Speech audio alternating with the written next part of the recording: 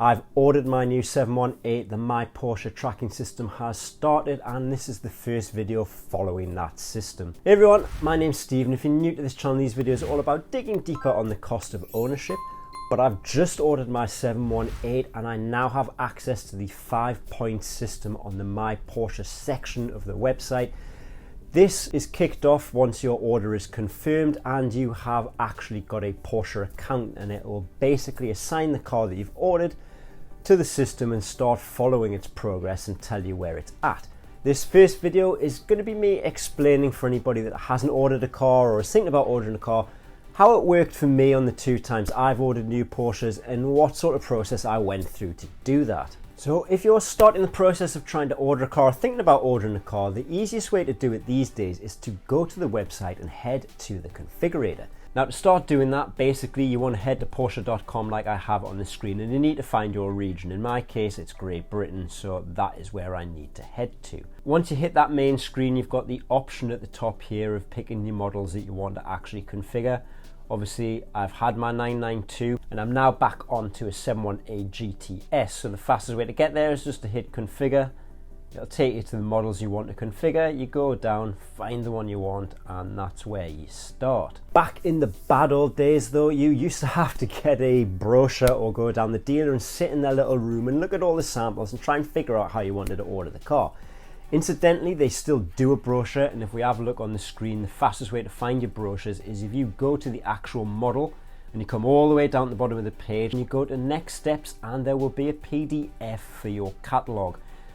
Now I'm having a look there and I've scrolled down specifically to the pages where you can see the colours, and this isn't too bad. It gives you an idea of what the colours are from a side-on view in the car, and then you've got your interiors and things below. Brochures have not changed that much in the last 20 years, and I've actually found a 2001 BMW Z3 brochure that I owned. Not new, but it was this car in this style, and you can see if I flick through the sort of colour pages and the trims there. There you go. Square colour charts you used to have to pull out to be able to do something with it. Told you what they were on the back, and you used to have to mix and match these and put them side by side with each other. I also found a fairly early Cayman brochure. They used to come in very nice white books like this. I don't know if they still do these at the dealers. I didn't manage to get a one for either of the cars I've got. They are available digital like we've just seen. Again, these are quite nice brochures. You can see that you've basically got quite a lot of information in them, and again in the back you can see that they've got the selection of colours there. So it hasn't changed that much. It's very similar to the one that's on the website. You can also go down the dealer and they do have a room where you can see all of those things actually on the wall. And if we go to a video that I found from my local dealer here on Instagram, you'll be able to see that they go through this process. So there you can see on the walls that they're going through the configuration, and he's managing to bring it up on the screen, and you can go through the configurator and physically see the colours on the charts while you're actually in the dealer. My one little bit of advice would be still go down the dealer and see if you can find a model that's either in the colour that you like or the interior spec or colours that you want, because there's nothing quite like seeing the full interior or the actual car in the colour that you want in the showroom under their white lights and outside in the daylight, because they can look different in real life and you might have a different feeling about it once you see it in the flesh. Now I'm not going to go through a configuration and bore you with all of that. People can go and actually do that for themselves at their leisure, but if we have a quick look back at the screen for the configurator, I've picked the standard setup that they've gone with just to give us an example of the extra equipment that's on there. But if once you've finished the configuration, you head down to the bottom, go to show summary, and then you've got the ability here to generate a Porsche code, but you can also send it to the center. Now you can send it to the center, but the best thing that I would suggest you do is you basically go to this bit here and you save a copy. Now if you're saving a copy, you click and save it, you can see it's generated the Porsche code there, but once you've saved it, it will save it to your computer. What you can do is you can then either just paste that code link into an email and send it to maybe your sales rep, or you can take the actual print out and email the whole thing, or print it out and take it with you to the dealer, and make sure you get exactly what you want. But that Porsche code, if you send it to them, they generate it on the system, it will bring up the configuration exactly how you've configured the car. Now one thing you might want to consider before you actually submit an order and place your deposit is you might want to have a look and see what the finance examples are like. Now on the end of this configurator you can see you've got generate Porsche code or send to center. Usually there's another line there that allows you to click on it and do a finance example. At the moment they seem to have removed it, and in the past when they've removed it, it's usually because they're updating it because they've have changed the prices, which they did recently. But there is another way of having a little look that you can't play with, but you can see the examples. And if you go to a different section, again, if you head down to the bottom at next steps, whatever model that you're looking at the bottom of the page, there are finance examples. And if we click on that, it'll take us through there. And you can see it's got finance examples for 4 different models, which is a Cayman, a GTS Cayman, and the Boxer equivalents. And there you see, just as an example, we'll go to the first Cayman one.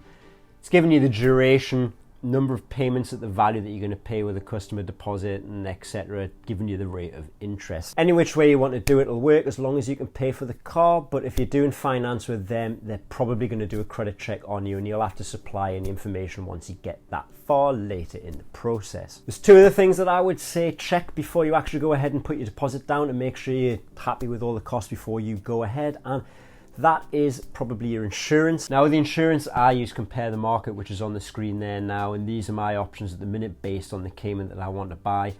I've had a little look there, and I am currently with Admiral, and my last quote on the Admiral was around 800. You can see it's sort of gone up to 921 there based on their comparison.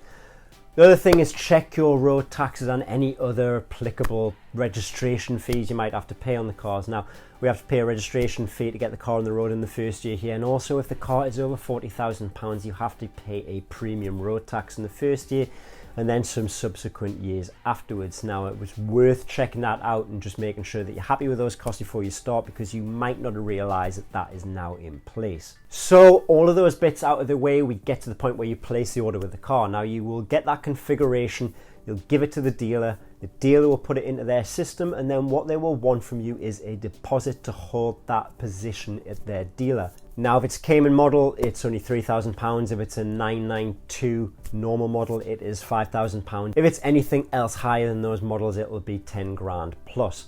Now in my case, it was £3,000 on my Cayman. I put that down, I put a spec in to hold my place in the queue, and then you just have to wait and be told if you are being allocated a build slot. Just a word about test drives on these cars.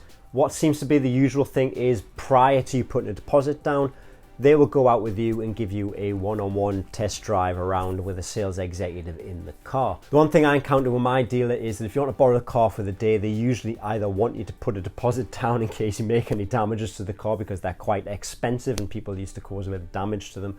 Or if you've already placed an order and put your deposit down, they are satisfied and will lend you a car on the back of that. Now that was just their policy, and I've done that twice now. When I've put deposits down, they've lent me cars for the day.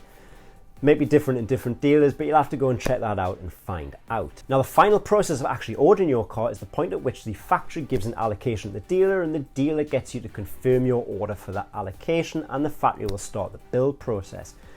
So what will happen is the dealer will get in touch with you, tell you they've got an allocation, then ask you to confirm your final configuration, and then once you've done that, they'll get you to sign an order form, submit it into the system, and then it is logged with the factory. Now then what you will end up doing is, being on the system, you'll have an allocation against your Porsche account that you'll have set up against an email address, and they'll give you these 5 points here with a circle. Point 1, you can see here, it's just a thank you for your order, and they're basically just explaining about the car that you've got. At the moment, I've passed point 1. I've also entered into point 2, and I have received my email invitation to go down and do another Porsche experience. So that's part 1, ordering the car. Part 2 will be explaining the Porsche Experience Center process and how I set that up to go down and test drive my model.